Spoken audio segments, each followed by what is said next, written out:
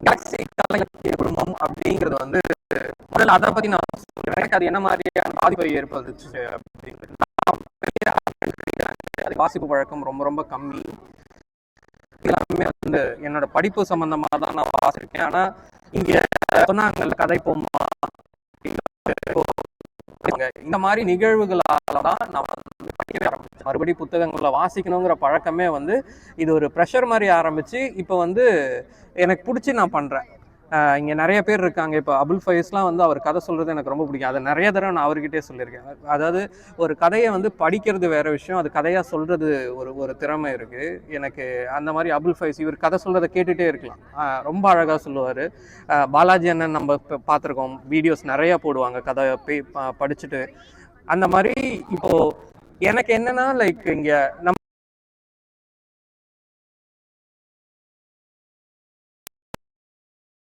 வீடியோவில் பேசலாம் தான் நான் இருந்தேன். எனக்கு வந்து கதை படிக்கிறது வந்து ரொம்ப எனக்கு பெருசாக அதில் எப்படி சொல்கிறது, லைக் என்னை வந்து அது தாக்கத்தை வந்து அது ஏற்படுத்தலை. ஒரு கதை படிக்கிறப்போ அது எனக்கான தாக்கத்தை ஏற்படுத்தலை. ஆனால் புத்தகங்களில் இப்போ எந்த மாதிரியான புத்தகங்கள்னா லைக் என்ன நானே எப்படி வந்து சரி பண்ணிக்கணும், ஃபினான்ஸை பற்றின புத்தகங்கள், இந்த மாதிரி வந்து நிறைய புத்தகங்கள் படிக்கிறப்போ ரொம்ப எனக்கு பிடிச்சி படிக்கிறேன். அதாவது சில பேர் கதை புக்கை படிக்கிறப்போ, நாவலில் படிக்கிறப்போ எந்த அளவுக்கு வந்து ரொம்ப இன்ட்ரெஸ்டிங்காக இருக்கோ, எனக்கு வந்து ஃபினான்ஸை பற்றி படிக்கிறப்போ ரொம்ப பிடிச்சிருக்கு.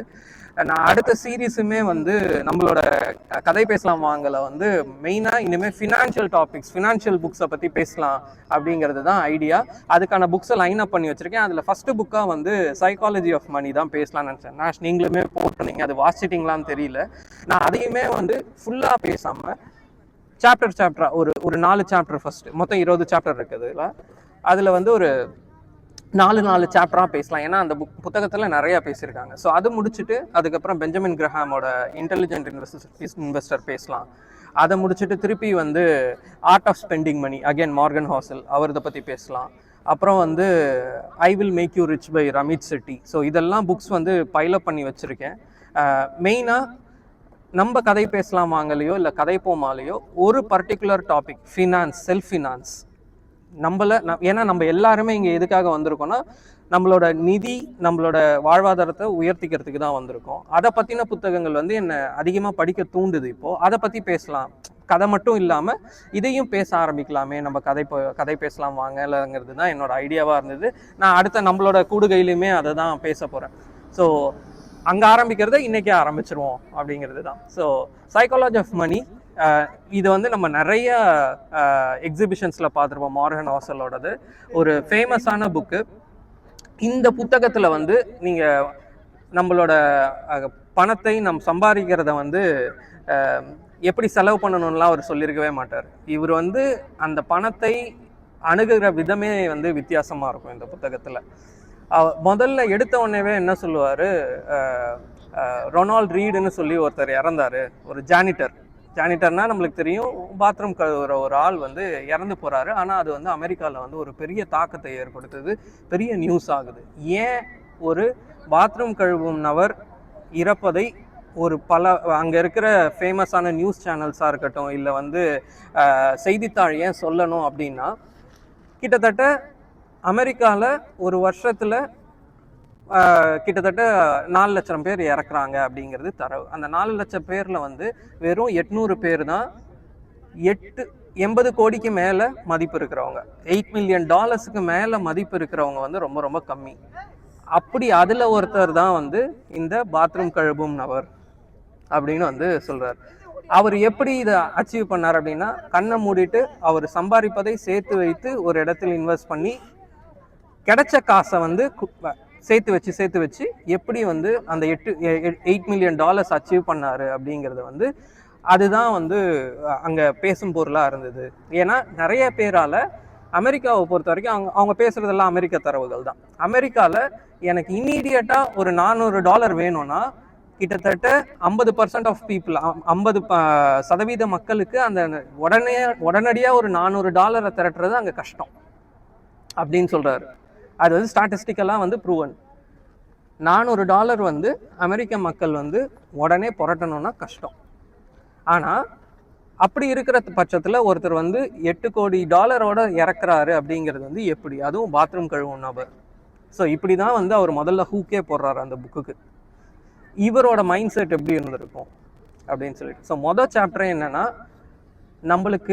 நம்மளோட நிதி நிலைமையோ இல்லை நம்ம வந்து மணியை கையாளுவதோ, நம்ம காசை கையாளுவதுக்கான அறிவுங்கிறது 0.00001% தான் நம்மளுக்கு வந்து நம்மளோட மணியை எப்படி கையாளுகிறதுன்னு தெரியும் அப்படின்ற.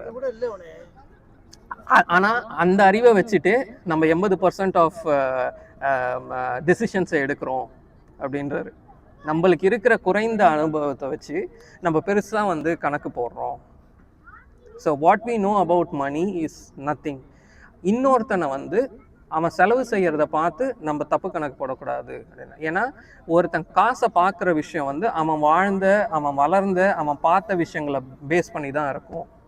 ஸோ இப்போ ஒருத்தன் வந்து போய் லாட்ரி டிக்கெட் வாங்குறான் அப்படிங்கிறதுனால, நம்ம லாட்ரி டிக்கெட் வாங்கலை அப்படிங்கிறதுனால அவன் காசை தண்ணியாக செலவு பண்ணுறாங்கிறது வந்து பொருள் கிடையாது. அவன் அந்த லக்கை தேடி ஓடிக்கிட்டே இருக்கான். அவனுக்கு வந்து அதை சேர்த்து வச்சாலும் அவனால் அவனோட இலக்கை அடைய முடியாது அப்படிங்கிறது அவரோட கூற்று. ஸோ இன்னொருத்தரை வந்து ஜட்ஜ் பண்ணாதீங்க.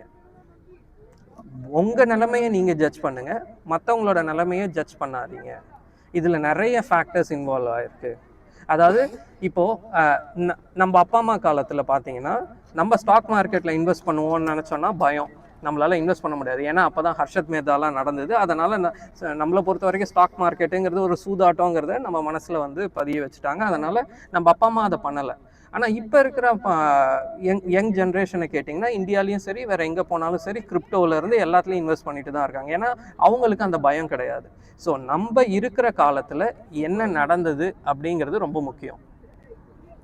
அதே மாதிரி தான் அமெரிக்காவில் 1950s இருந்தவங்களுக்கு பாண்ட் மார்க்கெட் வாஸ் சம்திங், அதாவது கடன் பத்திரங்கள் வாங்குறது வந்து ரொம்ப உகந்ததாக இருந்தது. அதே 1970s அப்புறம் வந்தவங்களுக்கு ஸ்டாக் மார்க்கெட் வந்து ரொம்ப உகந்ததாக இருந்தது. ஏன்னா அவங்க என்ன பார்த்து வளர்றாங்க. ஸோ ஒவ்வொருத்தரோட மணி டெசிஷன்ஸும் அவங்க எப்படி பார்த்து வளர்றாங்கங்கிறத பொறுத்து தான் இருக்குது. ஸோ நீ ஒன்றை செல்ஃப் அனலைஸ் பண்ணிக்கோ, நீ என்னென்னலாம் பார்த்து வளர்ந்த, அதனால் யாரையும் நீ ஜட்ஜ் பண்ணாத அப்படிங்கிறது தான் ஃபஸ்ட்டு சாப்டர். செகண்ட் சாப்டர் வந்து ரிஸ்க் அண்ட் லாஸ் அப்படின்னு சொல்கிறார். ஸோ செகண்ட் சாப்டர் வந்து என்ன மாதிரியான ரிஸ்க்ஸ் எல்லாம் இருக்குது அப்படிங்கிற மாதிரி. இந்த முதல் 4 சாப்டருமே வந்து நம்மளை ஹூக் பண்ணுறதுக்கு தான் இருக்குது. ஸோ நம்ம கதை பேசலாம் வாங்குற வரப்போ வந்து இன்னும் அதோட பாயிண்ட்ஸ் எல்லாம் நான் வந்து எழுதி வச்சுருக்கேன். அந்த நோட்ஸ் தான் தேடினேன் ஆக்சுவலாக. ஸோ ஆனால் இந்த புக்கு இப்போ ஒரு 15 சாப்டர் கிட்ட வந்துட்டேன். இன்னும் 5 சாப்டர் தான் இருக்குது. காரில் தான் எடுத்து வச்சுருக்கேன். நிறைய பாயிண்ட்ஸ் வந்து சார்ஜ் இல்லையா, சரி பரவாயில்ல. இந்த ஒரு புத்தகமே வந்து ஒரு நல்ல ஸ்டார்டிங் பாயிண்ட். நம்ம வந்து நம்மளோட நிதி நிலைமையை நிதியை எப்படி வந்து கையாளணும், என்ன மைண்ட் செட்டில் நம்ம போகணும் அப்படிங்கிறது. ஏன்னா புத்தகத்து பேரே வந்து சைக்காலஜி ஆஃப் மணி தான். அவர் வந்து எதுவும் ஸ்ப்ரெட்ஷீட் தர போகிறது கிடையாது நம்மளுக்கு. இல்லை வந்து அவர் வந்து நம்மளை நீங்கள் இப்படி தான் செலவு பண்ணணும்னு கிடையாது.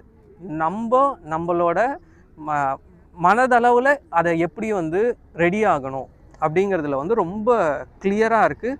எனக்கு அவரோட எழுத்துமே ரொம்ப பிடிச்சிருக்கு. ஏன்னா எதையுமே ரொம்ப காம்ப்ளிகேட்லாம் பண்ணாமல் ரொம்ப ஈஸியாக வந்து எழுதியிருந்தார். ஸோ இந்த புத்தகத்தை முடிச்சுட்டு அடுத்து வந்து இவரோட அடுத்த புத்தகமாக இப்போ இந்த வருஷம் ரிலீஸ் ஆன ஆர்ட் ஆஃப் ஸ்பெண்டிங் பற்றி பேசலாம். ஏன்னா இவரது 2த்தையும் முடிச்சுட்டு அப்புறமா பெஞ்சமின் கிரஹாம் போகலாம்.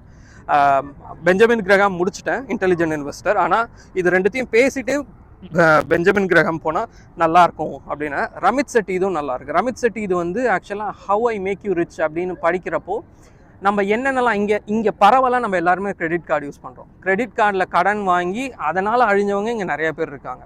அந்த கிரெடிட் கார்டை எப்படி வந்து கரெக்டாக யூஸ் பண்ணணும் அப்படிங்கிறத வந்து அவர் வந்து அந்த புத்தகத்தில் வந்து எல்லாத்தையுமே கிராஃபோட அவர் வந்து ஒரு ஒர்க் ஷீட்டோடவே கொடுத்துருக்காரு. ரமித் செட்டிங்கிறது இந்திய வம்சாவளியை சேர்ந்த ஒரு அமெரிக்கர். அங்கே போய் படித்து அங்கேயே செட்டில் ஆகி நீங்கள் நெட்ஃப்ளிக்ஸ்லாம் கூட அவரோட சீரீஸ் இருக்குது. அவரோட book how I make you rich, I'll make you rich அப்படிங்கிற புக் சூப்பராக இருக்குது. அந்த புக்குமே இது வந்து நம்மளோட கேலக்ஸி குழுமத்தில் இந்த ஃபினான்ஷியல் சீரீஸில் வரிசையாக பேசலாம் அப்படிங்கிறது என்னோட ஐடியா. ஃபினான்ஸை பற்றி மட்டும், ஏன்னா இங்கே எல்லாருமே நம்மளோட ஃபினான்ஸை பெட்டர் பண்ணுறதுக்கு தான் வந்திருக்கோம். அதை வந்து நான் கற்றுக்கிட்டது படித்து கற்றுக்கிற விஷயத்த வந்து பகிரலாம் அப்படிங்கிறதுக்கு இன்றைக்கி ஒரு ஸ்டார்டிங் பாயிண்ட் இந்த புத்தகத்தை பற்றி. நன்றி. இன்னைக்கு நிறைய தரவுகள் என்னால் சொல்ல முடியல, ஏன்னா டாப் ஆஃப் த மைண்ட் இல்லை. ஆனால் எல்லாத்தையும் எழுதி வச்சிருக்கேன். அதை வந்து நம்ம பேசுகிறப்போ இன்னும் நிறையா வரும்.